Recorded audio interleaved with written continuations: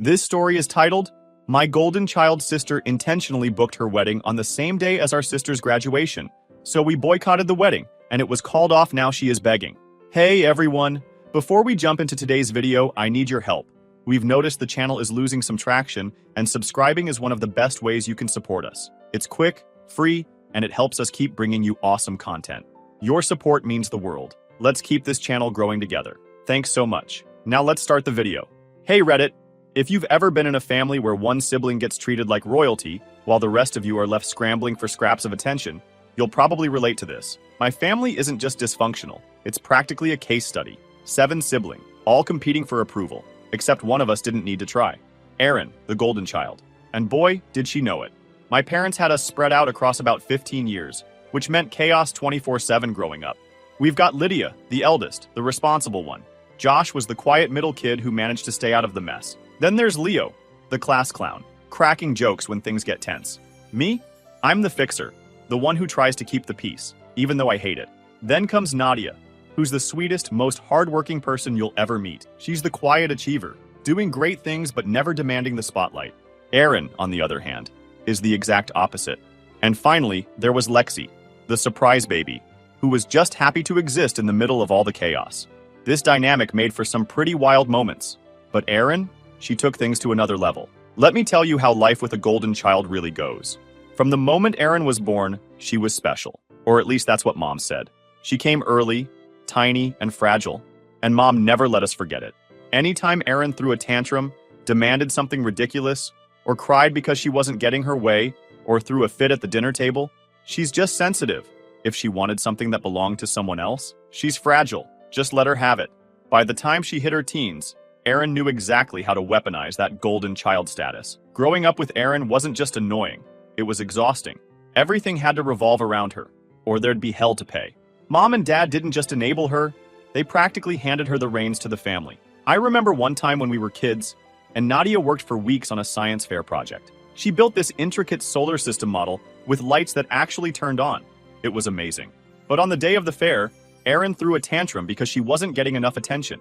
She told Mom she felt left out and unloved because nobody was looking at her. So what did Mom do? She drove to the store, bought Erin her own trophy, and gave it to her in the middle of Nadia's presentation. "It's for being such a supportive sister," Mom said, while Erin smirked like she'd won an Oscar.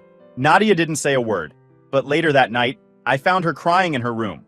That's how it always was. Erin bulldozing her way to the spotlight, and the rest of us cleaning up the emotional mess. Things didn't improve as we got older. If anything, Erin's entitlement got worse.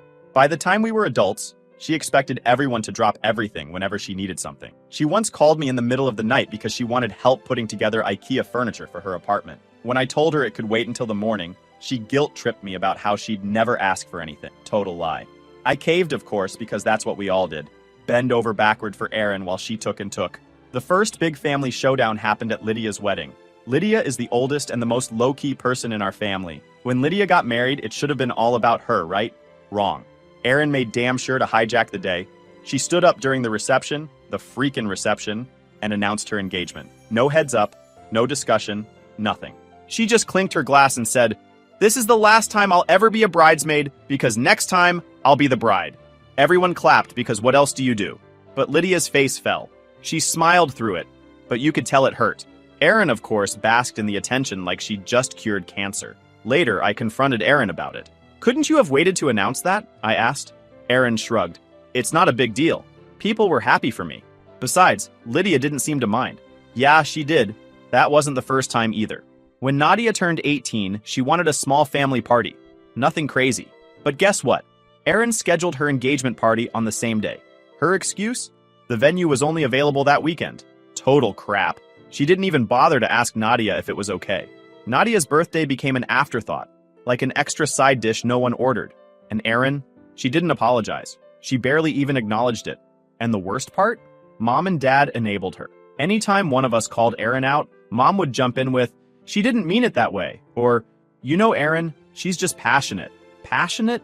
No, she was selfish. But we couldn't say that without getting lectured about being too hard on her, or not understanding how much she's been through.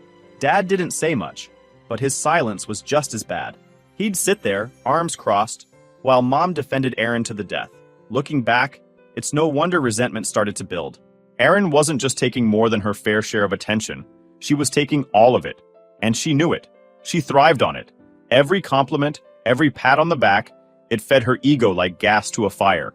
The only person who seemed immune to Erin's charm was George, her fiancé. At first, he seemed smitten, just like everyone else. But as their engagement dragged on, I started to notice cracks in the facade. George would try to rein Erin in, subtly suggesting she share the spotlight or tone down her demands. Erin would brush him off, laughing like he didn't know what he was talking about. At the time, I thought it was just normal couple stuff. Now, I realized he was starting to see the same Erin we'd all grown up with. Whatever the case, the cracks were starting to show. Little things here and there, like George's hesitation to back her up, or the way she'd get defensive when anyone challenged her. It was only a matter of time before everything came crashing down. Now, let's fast forward to the main event, Nadia's high school graduation. Nadia is the complete opposite of Erin. She's quiet, hardworking, and never asks for anything. She put in so much effort throughout high school, balancing advanced classes, extracurriculars, and a part-time job. When she found out she was in the top 10 of her class, she was over the moon. She was even invited to give a speech at the ceremony. For once, it felt like Nadia was going to get the recognition she deserved. But Erin had other plans. A few months before graduation, Erin sent a message to the family group chat. Hey everyone, just a quick update. The wedding date has been moved up to June 10th. The venue had a cancellation, and this works better for us anyway. At first I thought, okay, sucks that it's close to graduation season, but we'll figure it out. I didn't immediately connect the date. Then Nadia texted me privately. That's the same day as my graduation. I stared at her message for a second, not sure how to respond. My gut reaction was to give Erin the benefit of the doubt. Maybe she didn't realize. Maybe this was just bad luck. But Nadia quickly cleared that up. I was in the kitchen when the venue called her, she explained. The lady gave her two options, the 10th or the week after. Erin literally laughed and said, "Oh, the 10th is fine. It's not like Nadia's graduation is that important." In my face, then she hung up like it was nothing. I felt a mix of anger and disbelief. Classic Erin. This wasn't some scheduling mishap. This was deliberate. She didn't care that this was Nadia's big day. As far as Erin was concerned, there was only room for one big event, and it was hers. I decided to confront her. "Hey, Erin," I started carefully, trying not to sound too confrontational. "Did you realize the new wedding date is the same as Nadia's graduation?" At first, she put on her fake innocent act. "Oh my gosh, really? I totally forgot. I feel awful." But when I told her she needed to change it, her tone shifted completely. She got defensive, arms crossed, saying, "Well, it's not a big deal. We've had so many graduations already, and this is my wedding. It's a once-in-a-lifetime event." The sheer audacity of that comment left me speechless for a second. Are you kidding me, Erin? This is Nadia's only high school graduation. She's been looking forward to this for years, and you're just dismissing it like it's nothing? She rolled her eyes and smirked, as if she'd already decided the conversation was over. The invites are already printed. There's nothing I can do. But the thing is, there was plenty she could have done. Her fiancé, George, had actually suggested they choose the week after. He even said, it'd be nice to have the whole family together for the wedding. We can wait another week. But Erin wasn't having it. When George found out about the overlap and how it was affecting the family, nobody really cares about some high school graduation. He looked visibly uncomfortable. He pulled me aside during a family dinner and quietly asked, "Is it really that big of a deal? I mean, wouldn't most of the family want to go to her graduation?" I explained to him how much this meant to Nadia and how Erin had been pulling stunts like this for years. George sighed and shook his head. I suggested we change it. She shot me down. I could see the cracks forming in their relationship, but at that point, I wasn't sure how deep they ran. Meanwhile, Erin started her smear campaign. She couldn't just let Nadia have her moment. She had to make her look bad too. She began spreading rumors to extended family, saying Nadia was being overly dramatic and that she was trying to ruin the wedding. She even went so far as to tell some relatives that Nadia wasn't doing as well in school as everyone thought. So this whole graduation drama is to ruin her wedding. She barely passed math, Erin claimed. Total garbage. Nadia had worked her ass off to maintain her grades, but Erin couldn't handle the idea of anyone seeing Nadia as accomplished or deserving of attention. The family quickly divided into two camps. On one side, you had Mom, Dad, and Erin, who insisted that weddings take priority. Mom kept saying, "Erin's under so much stress. Can't Nadia just understand?" Dad didn't say much, but his silence spoke volumes. On the other side, you had me, Lydia, Leo, and Josh. We were all firmly Team Nadia. "This isn't just about the graduation," Lydia said. "It's about respect. Erin doesn't respect anyone but herself. But Nadia didn't understand. She was devastated. Her big day, something she'd been dreaming about for years, was being overshadowed by Erin's selfishness. She tried to hide it, but I could tell it was eating her up inside. She barely spoke at family gatherings, and when she did, she was quieter than usual. Erin, meanwhile, carried on as if nothing was wrong, happily chatting about flower arrangements and bridesmaid dresses, while Nadia sat silently in the background. That's when I decided enough was enough. If Erin wanted to be selfish, fine. But I wasn't going to let her get away with it without consequences. I told my parents straight up, I'm not going to Erin's wedding. Nadia deserves to have her family at her graduation, and I'm not going to let her down. Mom was horrified. You can't do that. It's Erin's wedding, she said, as if it was the greatest tragedy of the century. Dad just nodded along silently, his usual move when Mom was in lecture mode. Then came the guilt trip. At least let your son go, Mom pleaded. My son was supposed to be the ring bearer, and they thought using him as leverage would make me cave. It's not fair to punish him for adult problems, Mom said. I didn't budge. This isn't about punishment, I told her. It's about teaching him that we don't let people walk all over us, family or not. Leo and Lydia backed me up, and even Josh, who usually stayed neutral, sided with me. Erin, of course, lost her mind. She accused me of trying to sabotage her wedding, which was ironic considering she'd been sabotaging Nadia's graduation from the start. Mom kept trying to mediate, but it was clear whose side she was really on. Meanwhile, Erin's wedding was going forward without me, Leo, Lydia, or Josh. And while I didn't know it yet, things at the wedding weren't going as smoothly as Erin had hoped. George was starting to see the real Erin, and let's just say, the cracks were turning into full-blown fractures. The weeks leading up to June 10th were a mess. Erin wasn't just furious. She was in full-on damage control mode, calling and texting anyone who dared to side with Nadia. She spun the story to make herself the victim. Let me set the stage. Erin had made it painfully clear that her wedding was the main event, and anything that clashed with it, like, I don't know, her sister's graduation, was just a minor inconvenience to her. She had her timeline, her vision, and her ego, and none of them included compromise. But George? He wasn't exactly on board with all of this. It started with small disagreements. George had suggested they use the week after Nadia's graduation as the new wedding date. It makes sense, he told her during a family dinner one night. Your whole family can come, and we won't have to worry about anyone missing out. Erin brushed him off, barely looking up from her phone. They'll all come to the wedding, she said, with that smug confidence she always carried. And if they don't? If they actually choose her stupid graduation over my wedding, then they're clearly not my family. That just proves they don't like me. George froze, his brow furrowing. What are you talking about? They're your family, Erin. They love you. Choosing to support Nadia doesn't mean they don't care about you. Erin scoffed, shaking her head as if he just didn't get it. No, George. If they really cared about me, they wouldn't even think twice. My wedding should come first. If they don't show up, they're basically saying I don't matter to them. And I don't need people like that in my life. George didn't say anything, just stared like he was seeing her for the first time. Erin, that's not how family works. You can't just write people off because they don't do exactly what you want. But Erin didn't back down. If they don't choose me, what's the point of calling them family? He didn't push the issue that day, but you could tell her words stayed with him. I caught him later talking to one of his groomsmen in the backyard. She's so intense about this, he muttered, his voice heavy with frustration. It's like she sees everything as a loyalty test. I didn't realize she could be this controlling. I could tell that the cracks in their relationship were becoming impossible to ignore. A week later, things escalated. George found out about the rumors Erin had been spreading about Nadia. When George overheard this during a family gathering, he pulled Erin aside.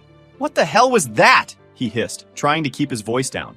Erin looked at him like he was overreacting. What are you talking about? That comment about Nadia being jealous of you. Why would you say that? It's not true. And even if it were, why would you throw her under the bus like that? Erin rolled her eyes. It's not a big deal. I was just explaining why this whole graduation thing isn't worth the drama. George's jaw tightened. It is a big deal, Erin. That's your sister. Why are you trying to tear her down? I'm not tearing her down, Erin snapped. I'm just being honest. George didn't say anything right away, but the tension between them was palpable. Later, I saw him sitting alone on the porch, looking like he had the weight of the world on his shoulders. As the wedding drew closer, the disagreements between Erin and George became harder to ignore.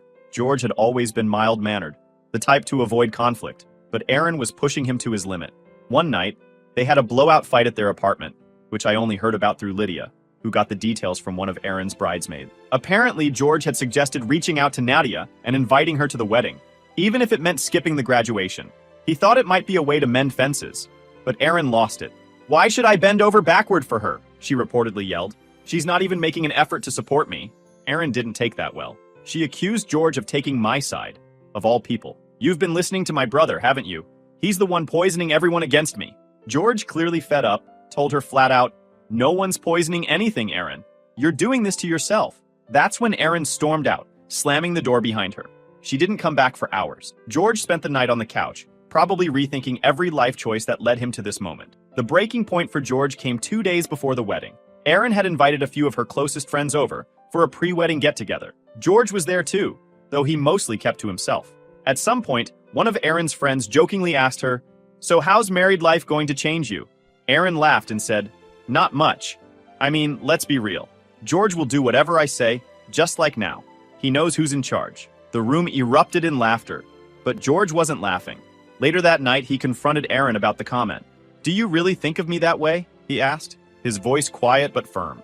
Erin shrugged, clearly not taking him seriously. "Oh, come on, George. It was a joke." George didn't buy it. "You say it's a joke, but that's how you act.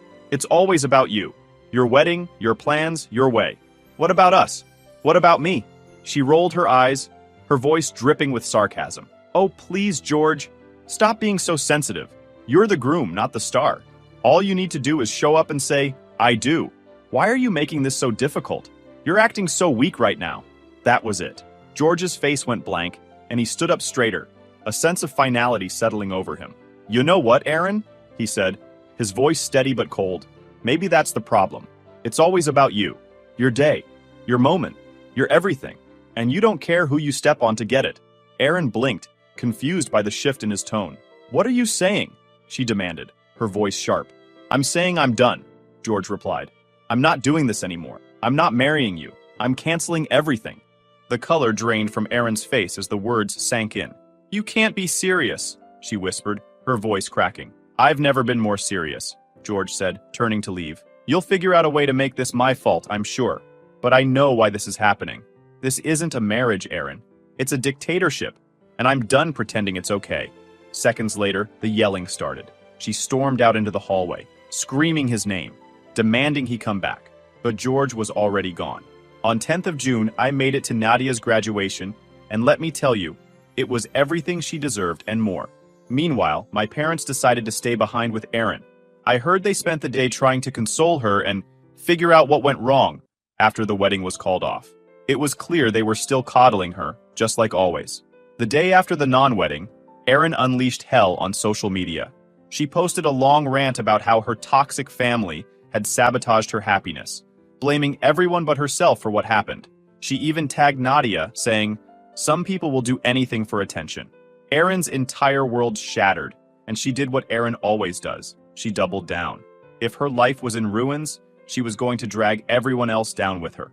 It started almost immediately. By the evening, Erin had rewritten the entire narrative.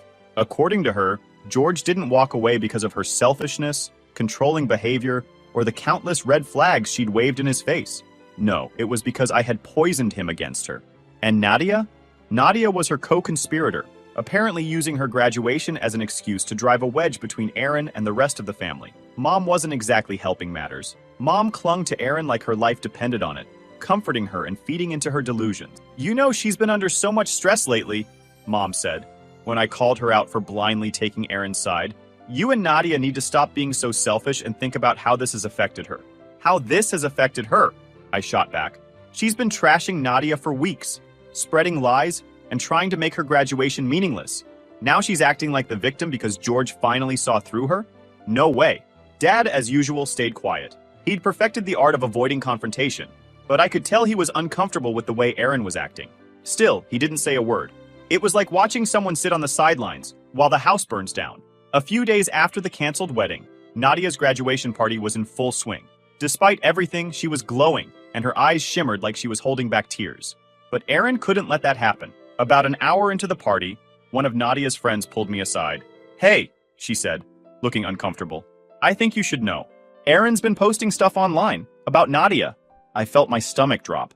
"What kind of stuff?" The girl hesitated, then showed me her phone. Erin had gone on a full-blown tirade on social media, accusing Nadia of being a manipulative brat who had ruined her wedding. She claimed Nadia had lied to George about her and called her a selfish, ungrateful little girl who doesn't deserve the family she has. The worst part? Aaron had tagged all Nadia's friends in the post, clearly trying to stir up more drama. When I saw Aaron's post, I was furious. She wasn't just trying to overshadow Nadia, she was turning the whole family against her. I showed it to Nadia, who just looked hurt and said, "Let's ignore it. I don't want to cause more drama," but I couldn't let it go. I pulled Leo and Lydia aside, and we decided to confront Aaron directly. I called her and put her on speaker. "What's wrong with you?" I asked as soon as she picked up. "Excuse me?" Aaron snapped, annoyed. "Don't play dumb. We saw your post about Nadia." Aaron didn't even deny it. "It's the truth. She ruined my life and you all took her side." "Aaron," Lydia said firmly, "you need to stop. You're making this worse for everyone, especially yourself." Aaron scoffed. "Oh, don't act innocent. You all turned your backs on me. If this family cared about me, none of this would have happened." "You mean George leaving you?" I shot back. "He left because he saw the real you. Stop blaming everyone else." That hit a nerve. "You're a hypocrite," she hissed. "And Nadia's just a spoiled brat who doesn't deserve anything she gets." I hung up. There was no reasoning with her. We told relatives who called about the post that Aaron wasn't welcome at the party, and her canceled wedding was her own doing. Mom, of course, sided with Aaron. She started calling me, saying, "You can't abandon your sister when she's so fragile." "She's not fragile, Mom," I said. "She's selfish. If you want to defend her, fine, but don't involve me." Mom didn't take it well. She started showing up at my house, ranting about how I needed to apologize. When I ignored her, she posted on Facebook about how her family had abandoned her and Aaron. It was exhausting, but I refused to engage. Despite Aaron's efforts to ruin it, Nadia, meanwhile, was thriving. She left for college a few months later and cut ties with everyone except me and Leo. "I can't keep dealing with this," she told me. "It's too much." I didn't blame her one bit. A few weeks later, Nadia left for college. True to her word, she stayed in touch with me and Leo, sending us updates about how much happier she was away from it all. But as far as the rest of the family was concerned, she was done. No calls, no texts, no visits. She'd finally broken free. And honestly, I couldn't blame her. Aaron, meanwhile, was spiraling. George cut all ties with her, refusing to even return her calls. Her social media posts became more erratic, and she started losing the support of even her closest friends. She was unraveling, and there was no one left to pick up the pieces. And Dad, to my surprise, finally spoke up a few days later. He called me and said, "You were right about Aaron. I should have stepped in sooner." It wasn't a full apology, but it was the closest he'd come to admitting his role in enabling her behavior. He even started making an effort to connect with Nadia, taking her out for lunch and asking about her plans for college. So that's where we are now. I'll keep you updated if anything changes. Update. My dad moved out, and Mom is still defending Aaron. Hey Reddit. It's been a wild ride since my last post, so here's an update for those still invested in the chaos that is my family. If you've been following, you know the drama with my golden child sister Erin, who managed to implode her wedding and shift the blame to me and my sister Nadia. Well, now the fallout is in full swing, and things have taken a turn I didn't see coming. First, let's talk about my dad. Quiet, passive, go-with-the-flow dad finally hit his breaking point. After years of standing by while my mom bent over backward to defend Aaron's selfishness, he decided he'd had enough. He moved out last week and is staying with my older sister Lydia for now. I asked him why he finally left, and he just sighed and said, "Your mother's refusal to see the truth. It's too much. I can't do it anymore." I have to admit, I respect him for it. It's been years of him silently sitting through Aaron's antics while Mom made excuse after excuse for her. To see him finally take a stand was surprising, but long overdue. He told me he's realized how much damage staying quiet has done, not just to Nadia and me, but to all of us. Honestly, I wish this realization had come sooner, but I appreciate that he's trying now. He's been spending more time with me, Leo, and Lydia, and even made an effort to reach out to Nadia, who, if you remember, has cut contact with everyone except me and Leo since going to college. Now for Mom. Oh boy, where do I even start? If Aaron has a #1 fan, it's my mom. According to her, we're the problem. Not Aaron, who drove her fiancé away and tried to ruin her sister's graduation, but us, the ungrateful children who don't support family. At one point, she even showed up at my house unannounced to talk. By talk, I mean she stood in my living room, ranting about how I've abandoned Aaron and how I'm turning Dad against the family. "Do you see what you've done?" she said, practically shouting. "Your father left because of you and your siblings, not Aaron." I looked her straight in the eye and said, Dad left because he's tired of enabling this mess. And honestly, so am I. You need to leave and stop making things worse for everyone. Her face turned red, and for a moment, she looked like she might say something. But instead, she spun around and stormed out, slamming the door so hard the walls shook. That was the last I heard from her. No calls, no texts, not even her usual passive-aggressive posts online. That was a relief. As for Erin, I wouldn't know much more than that because I've completely cut her off. I blocked her on everything. Social media, calls, texts, the works. I don't need her toxic energy anywhere near my life. It feels freeing, like closing a door that should have been shut a long time ago. And as far as I'm concerned, whatever drama she's stirring up now is no longer my problem. Meanwhile, Dad is settling in at Lydia's. He's been helping her with some house projects, and even talked about going to therapy, which honestly blew my mind. For a guy who's been so passive his whole life, it's like he's finally waking up. So, that's where things stand. What do you think? Would you have handled it the same way? Let me know, and I'll keep you updated if Erin pulls another stunt.